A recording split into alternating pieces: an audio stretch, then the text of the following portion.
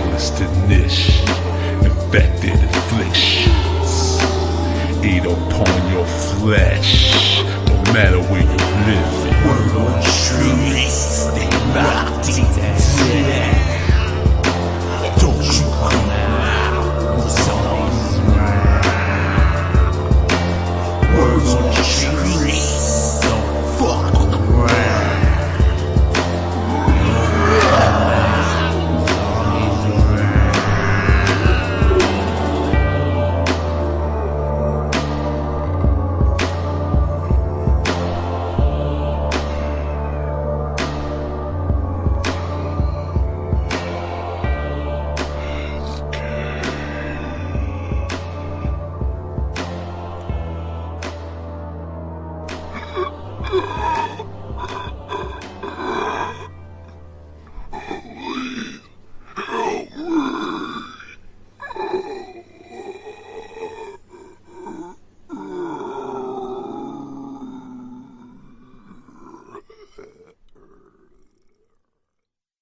All right, here we go.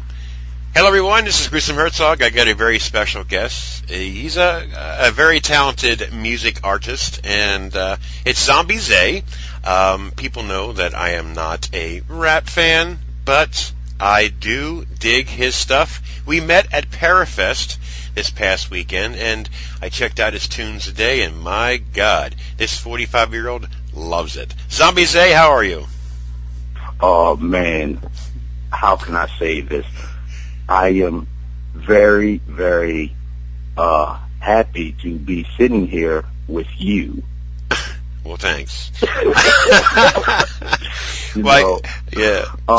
Man, it's just an honor, man. I'm just happy, man. You know, good mood. We had a good weekend. I'm happy to be here, man. Yeah, and you made a little buddy, too, a little 5-year-old. You got a new fan. Yeah, man. Yeah, man. He's a good guy, man. Good. He got some good granddad, by the way. Oh, thank you. But I guess I don't take all the credit for that. But he's a little horror fan. I mean, I'm glad. I mean, the funny thing about him is, you know, like I got 2 more movies in the mail today, and he'll say, Pop, did it come for me and you to review? I said, yes, Shawnee. Oh, so I'm a reviewer too? It's funny. God bless him. But you know, a lot of parents don't let their kids watch. I mean, I understand, but a lot of horror that I watch, I don't let him watch the vulgarish, really bad stuff. I mean, comedy zombie movies are just, it is what it is. They're zombies, but they're not scary zombies. Like, now the torture stuff I don't let him see, because even I don't really watch that shit, so, No, see, that, I feel you on that. I'm more of a fantasy type of horror, like when I watch stuff that's more realistic, like with serial killers and drugs and stuff like, it kind of like distracts me a little bit. And I don't let my kids watch that either, so, but when, zombies and monsters and ghouls and werewolves, ghosts, things that they don't see, and I love them to run off with their imagination. Let them be scared, because fear is a very important part of the growth and development of the human life. Sure it is. It also teaches the brain too, I guess you can say. That's right. Now, slasher films, he watches. I mean, a lot of them, they're like cannibal movies, not so much. It all depends on what kind it is, but like Jason is cool. Jason is cool because it's more like a surreal. More like a fiction slasher. We all know that nobody's going to drown, come back to life, get their head chopped off, and keep coming back to life. Right. But so it's that's cool. But like that serial killer stuff, this stuff kind of like creeps me out. I kill evil with evil. So I constantly, like in one of my comic books that Gene Reeves is doing from Clown Nation coming out soon. Cool. That's what I do, in the comic book. I kill evil with evil, and I go around, eating and ripping apart like serial killers and prostitutes and drug dealers and stuff like that. But yeah, man, that's the type of villain I am. I'm a good guy, good ass bad guy. Well, tell you what, I know we talked about it, and I know a lot already. Well, I came in a little bit late in the interview because I was tied up with other people, but give the listeners an idea of where you come from. You know, you don't have to tell everything, and what made you to decide to change the rap from gangster rap to whatever rap to horror rap, because I think it's very clever, and I think you have your sound is remarkable. I mean, I think it's going to be. I think Gruesome Herzog and ZombiZae is going to do a song together like that, because I can't rap. I can't rap, but I know that I can use a deep voice on some of the your lyrics. I would love to do that in the future. I really would. Awesome, man. I would appreciate the help. Man, I grew up very rough. I'm from the streets of Baltimore. I'm born in Harrisburg, but I grew up very rough. Gang banging in the streets. You know, I've been shot at. I've been stabbed 17 times in total. Matter of fact, and living that life, I just was blessed to make it, this far. A lot of brothers. I spent a lot of time in prison. I gave the prison system almost 8 years of my life. Wow. And I just, grew up very rough, and during a lot of time in my prison sentence, I did a lot of reading and a lot of studying, and I started seeing, the fraudulence in me, how a follower I was, and what the world needed. It changed my life. Some people go to jail and turn religious and, pray to God, and they'll stop this and they'll stop that. What I did was change my actions, changed who I was inside to help benefit the world. And I came up with zombies and vampires and werewolves as an image, and ghosts to use as an image all together, to excuse me, as a political and religious and economical, so forth, yada yada, statement of who we are as people. Right. We're so stuck. We're zombie-like when it comes to matters of the heart. When it comes to the system, the government. We're so much controlled. Same way with the whole vampirism. A lot of things that we do to each other pretty much suck the life out of each other. Whether it's friends, family, or what so have you.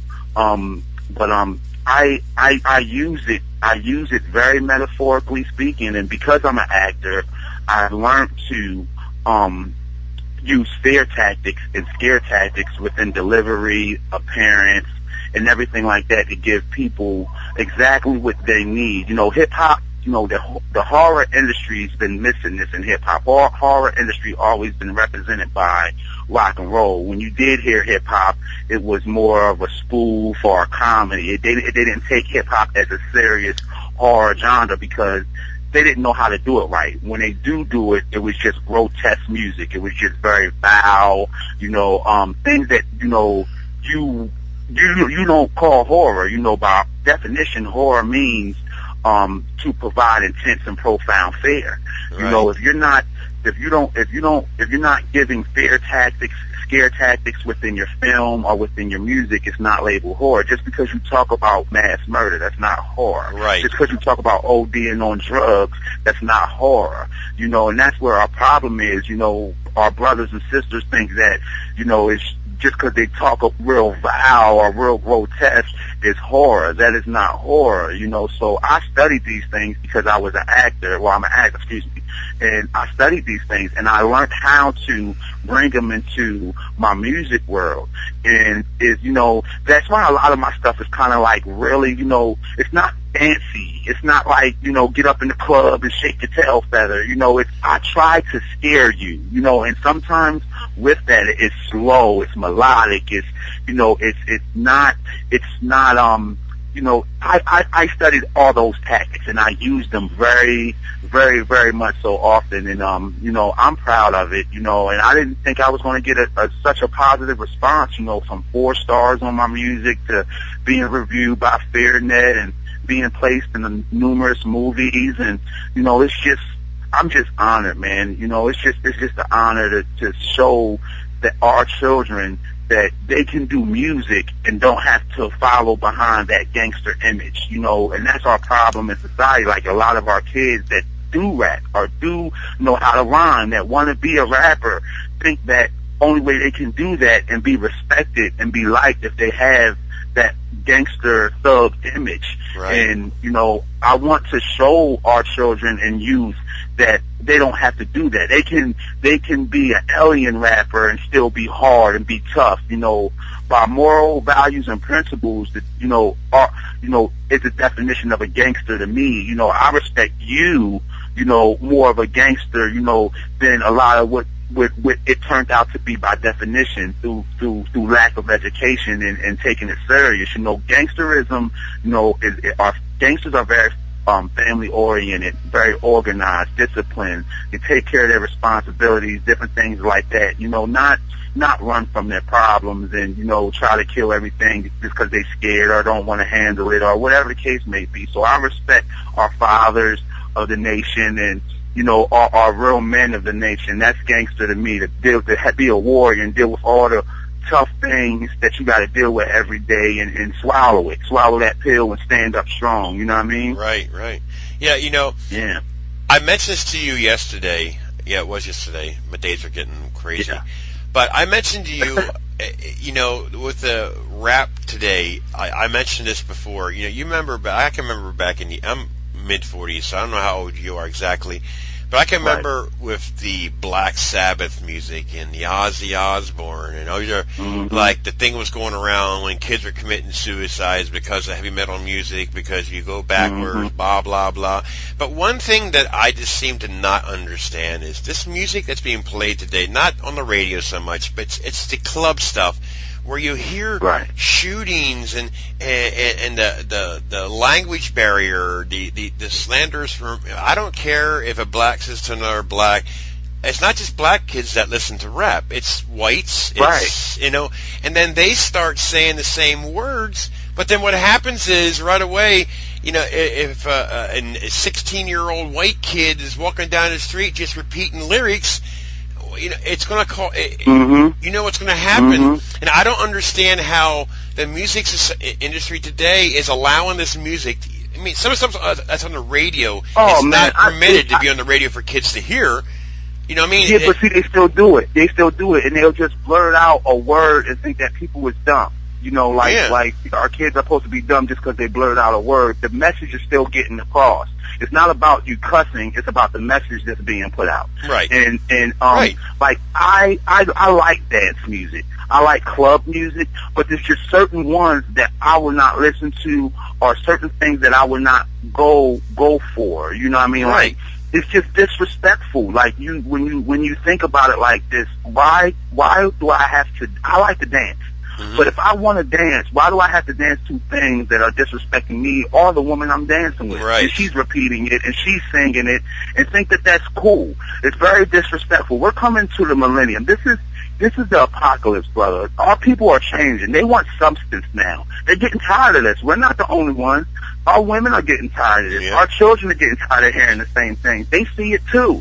So they're just waiting for the right people to come along within the industry to bring this change, because the industry's not going to do it. Why? Is because violence sells, sex sells. So they like destroying who we are as people. So they can make $1. Yep. So they'll say, okay, yeah, go ahead and make that music. We'll pull it out, knowing damn well music is subconsciously controlling. Right. You know, people say, oh, music don't influence behavior. That's a lie. You can listen to a song, or you can watch a movie. As soon as you're done hearing that song, or in the middle of the song, or whatever, you'll call your girl, oh, baby, I love you. I was just listening to a song, and it just made me think about you. Oh, well, you call your homeboy and think he's robbing you or stealing from you because you just hear a song, or he's sleeping with your girl because you just hear a dude talking about it in a song. You know, same way with a movie. You'll watch Fast and Furious or something like that, and you'll go outside in your car and think you're driving a race car. You get what I'm saying?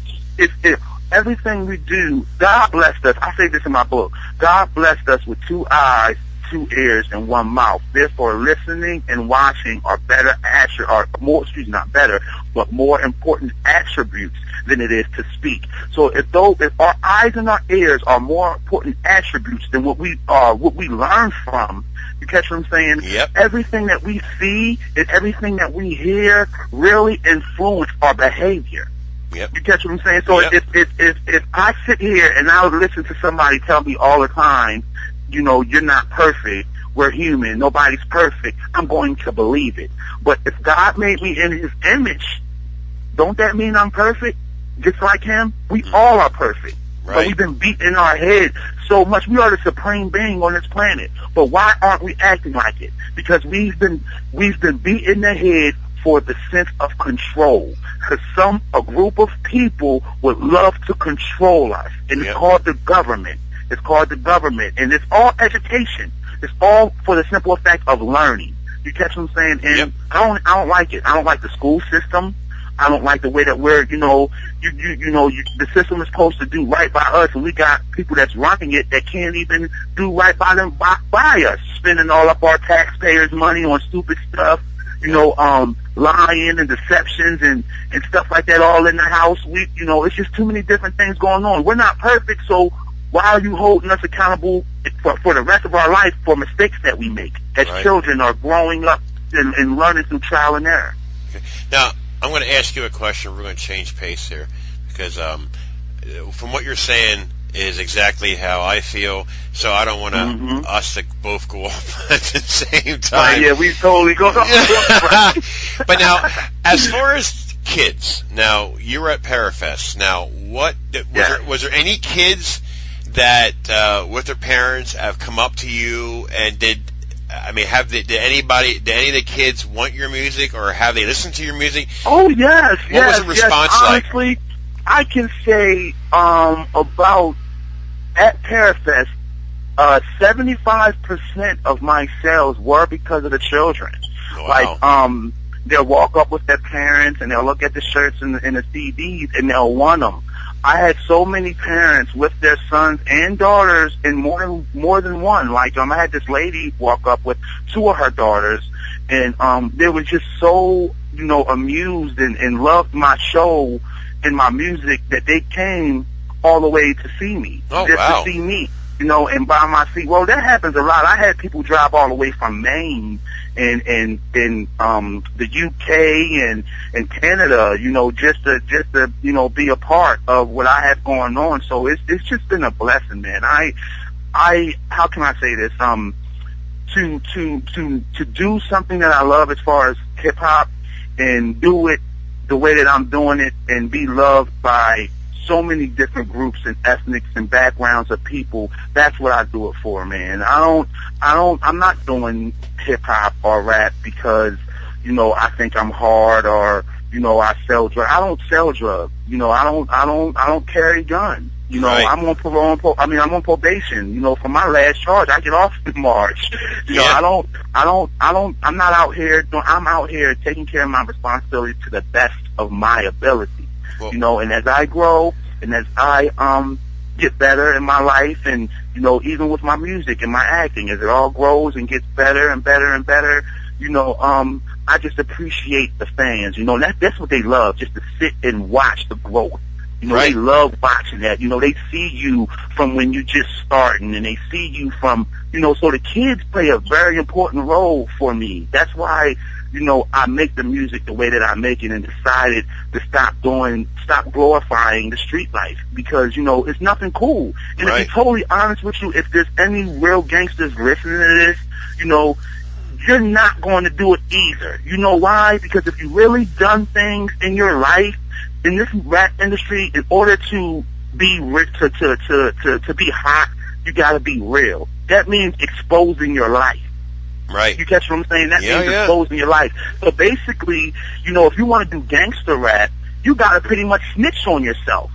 About the things that you really done, or you're not going to be taken seriously. So any real gangster out here that ever really done things or harm people or done things that they know they're not proud of, they're not going to glorify it. They're not going to sit and glorify it. They're not going to expose it because they're trying to put it behind them or forget about it or not get in trouble from it. You catch what I'm saying? Right. So all that stuff that's going on is only to destroy and tear down who we are as people. And we as a nation of people need to realize that and start promoting a different kind of being in us.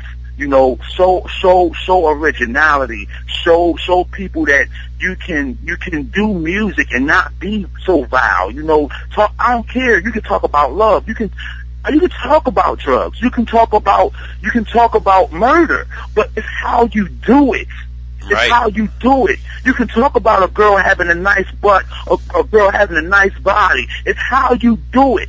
You'll never, in this whole album that I got, Momentum More, you'll never one time in that whole album hear me refer to a woman as a bitch. That doesn't mean I don't say it in my life. I probably say it a numerous amount of times.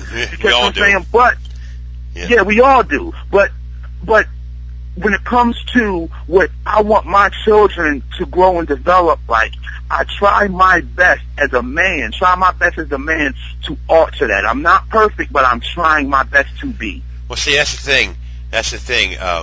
You know, I can remember the first time that I didn't even know who you were. Then when I think it was Friday morning, you were out there talking to your girlfriend about finding you, or however it was, and from that time that I saw you, if you haven't noticed, I started busting your balls because I can sense people. You know, you had a glow about you. You know what I mean? Thank you, brother. You had this. I'm going to do better. I'm going to present myself better. This is what I love to do, and that's my mindset. I love what I do when it comes to reviewing, interviewing, voiceover work, acting, producing. It's what I love to do, and I saw that in you, and I was overwhelmed at the way you presented yourself. It was just remarkable that I'm not. If you understand what I'm saying, dude. Yeah, I really. You had this glow. I'm so honored. I'm just listening to you. So then later, I left you do your thing because I had to do my thing, and then a couple times we ran into each other, and then but I knew who you were then when I saw you. I knew who you were, and then I've been like hearing people talking about this zombie rapper. You know, these kids walking past the table, zombie. Oh, Daddy, look, clown horror movie. You know, because I was in a clown horror movie, so it was pretty cool. And then when Melissa asked me to do an interview with you, and do you remember? You remember what I said to Melissa? I said, "Excuse me." I said, "What? You're wasting your time on a rapper?" Because I knew just to get you wound up. But that's just how I am. You know, kids follow your example. Shawnee and the grandkids follow my example. And sometimes, a lot of times, I do cuss. It's human nature, and Shawnee boy will repeat. And I have to be careful of that because, but all in all, your music is like a tool for, maybe there's kids, maybe kids won't switch from gangster rap music to your music, but you know what? There's a possibility. And when you mix the horror genre and you mix that together, like you're merging it, your style. I listened to the same song like 4 times before the interview because I couldn't get enough of it. It's ZombiZae one. I love the beginning. I love the bang. It's just remarkable. Yeah, thank you, brother. And my wife was listening to it. She goes, I really like that, because my wife doesn't really like music. She's a country person or no music at all. Right. But my wife is a very funny person as far as meeting new people. She has this wall thing, but she liked you. She liked, when I interviewed, she liked you from the start because she's seen how you reacted to Shawnee. A lot of, you understand? You can tell that you're a parent. You can tell that you have that father instinct, and she really thought that was cool that you took him in like you knew him forever, and I think that's what you have going for you right now. You keep that way you are now. Kids will draw to you, and who knows? You might be able to save 50, 200 kids Yeah, you know, and see, you're right. You're right. Maybe I can't save the world, man, and I'm not even going to say that, knock on wood, because I mean, I'm trying, and I don't want to have a negative thought in my head. But you know, even if out of 1,000, it's only 10 or that one. Right. That one. Each one person can make a difference. It only takes one person to be a president of the United States. It only takes one person to save somebody's life. Right. You catch what I'm saying? Yep. So, you know, it's, you know, whatever purpose I'm put here for on this earth, I'm just doing me, and I'm just living by my heart, not my mind, because the mind has the ability to rationalize, and that's what always got me messed up. You know, I followed my thought process. You know, by me following my spirit and my heart, I'm guided the right way, and I'm no longer influenced by matters of the mind. You know, I eat that. I learn from it. I educate it, you know, to help my mind. But to follow, it's just like instinct. You know, it's not your mind that gives you instinct. It's your heart. It's the soul. It's the spirit that gives you that. And you have it. You know, you have that heart. Yeah, thank you, man. Oh man, yo, this is going to be a good week. I was going home from Parafest, and I would hit the toll. I'm jamming, you know, I got my whole back seat built up with all the boxes, and I'm jamming out to my music. I push pause because I pull up to the toll booth, and the guy just leans out the window, takes my money, and gives me my change, and just looks at me, don't know me from nowhere, Adam and Eve, and just said, "You're going to have the best week of your life." See? You know, and it's just like, wow, how he don't even know who I am. How he know?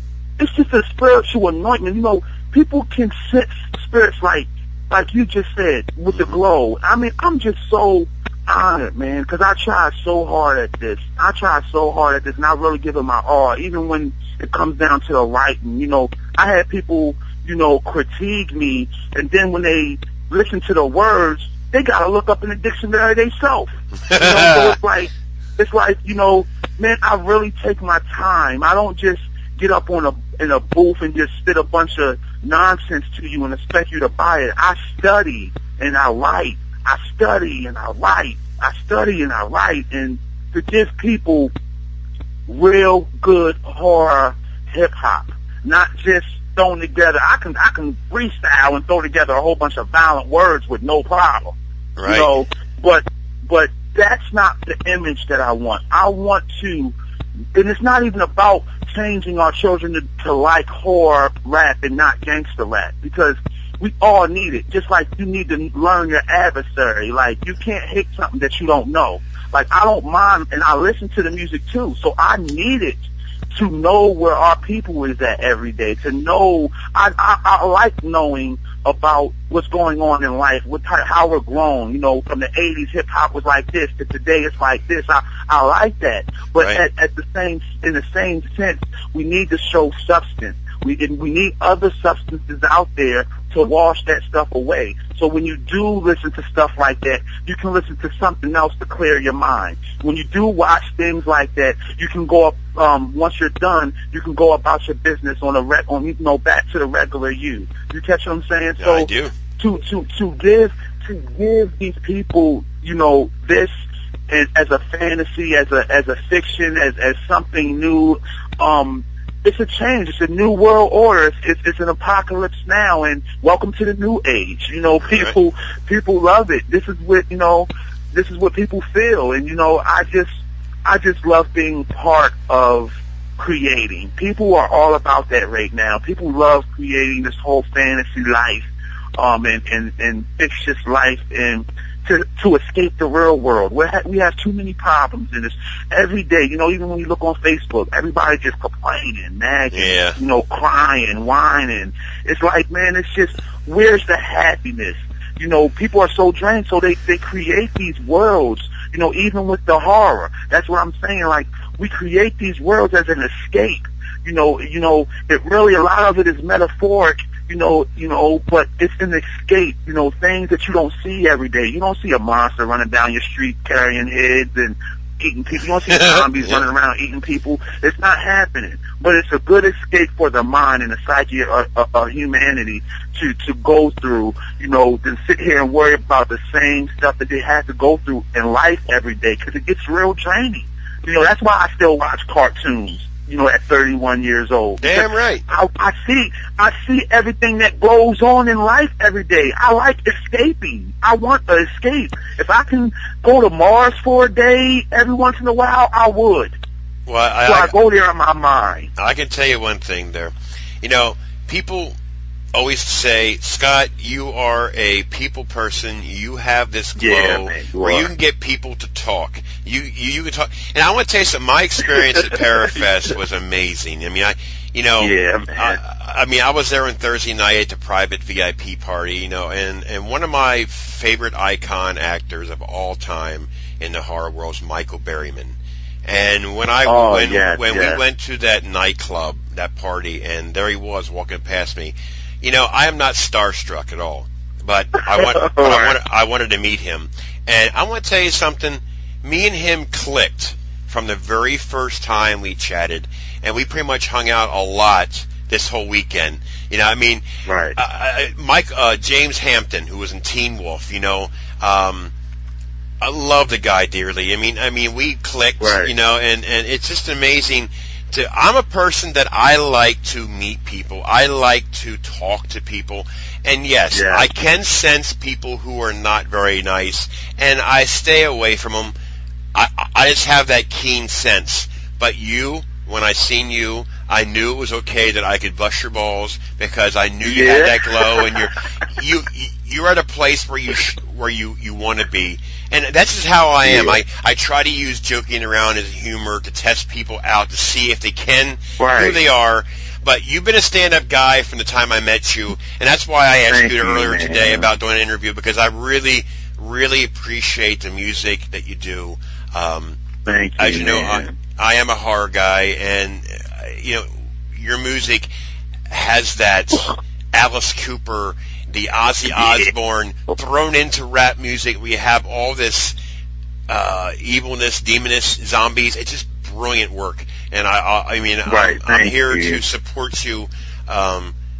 You're just a remarkable human being. That when I seen my grandson, how he reacted towards you, because he's a funny kid too. Some people he will not go near, but you had this glow with him as well, and I just want to thank you for coming on. I'm going to do what I can to help promote your latest album, because people who are in the horror genre, even in the non-horror genre, maybe this can persuade them to come over and say, look, the horror ain't that bad. It's just fake blood, and it just you're just an amazing guy. Thank you, bro. Thank you, man. I try to, in my whole image, man, I just try to show people that just because we do horror, we're not evil, man. Even our brothers that do horror rap, man, they really think they gotta be wicked 100% of the time and evil, and they let them kill them. And I asked somebody one time, I said, they asked me to ask them a question for their interview, for their radio interview. It was another artist, and he's a horror artist. And I said, sure, I'll ask you a question for your interview. And my question was, do you possess the powers that you need to be in this realm of music and not let it destroy you? Because I've seen so many artists that enter into the horror music, and they become Satanists, they become real evil, and it destroys them. It eats them up inside, to where as though they'll just stop doing music because their mind just goes off, or they end up killing themselves or committing mass murder, like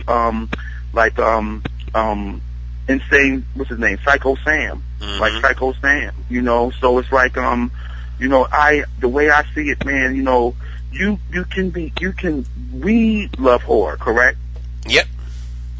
Okay, but you're a family man. Right. You're a family man. Right. You produce horror. You're involved in it very substantially. Yep. And you're a family man with a lot of love. So why can't we do that? Like, and that's what I try to show these guys. Like, I just bring the love in the picture, you know, because it's like, dude, like, what the heck? Like, I love horror, but I'm not going to sit here and listen to music about you killing babies or fuck Jews or any, excuse my language, or anything of that nature. You catch what I'm saying? You know, right. You catch what I'm saying? I really feel as though, like, we can do this horror music and still, you know, be, you know, not let it destroy you. People, I'm not about that.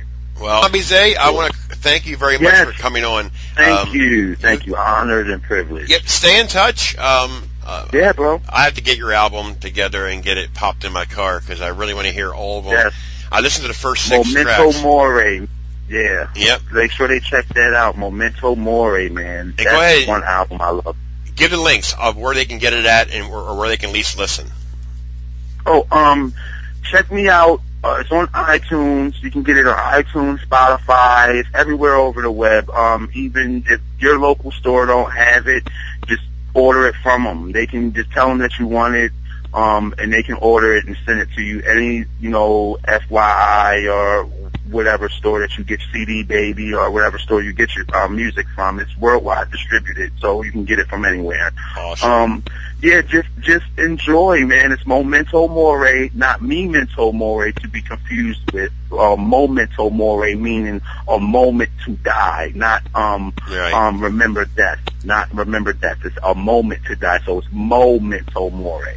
Got it. A moment to die. So enjoy. Again, Wyzae on Facebook. You can look me up on Facebook at Wyzae, WYZAE, many pages, or ZombiZae, ZombiZae. Got it. And that your Facebook page will be linked to the interview, so they can find you there and like your page. And thank you. No problem. And I'm glad to have you on because you are a stand-up guy. Just keep going forward. You know, live from your mistakes, and I mean that you're on the right path. I can see that glow will get brighter. So, yes, sir. Thank you, man. All right, buddy. Thank you, and I will, in honor and respect of his creed. Thank you, and his notion. Thank you, man. No problem, buddy. You take care. You too. Bye. Bye.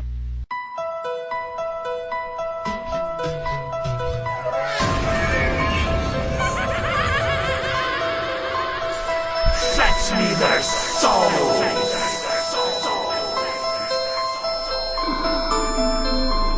Kaboom. Infection has set in. Coughing and wheezing has past this aggression. The virus has spread it. I needed an injection. My craving for brains has control of my presence. Defying progression. Ain't no oppression, just makes it stronger within its possession. Profession's impressive, but none of it matter. Obsessive, propelling to eat what I'm after. Desires of the flesh, rest beyond the grave. Eating your brains eases the pain. That I live again. Eat through your ears, straight to your brain.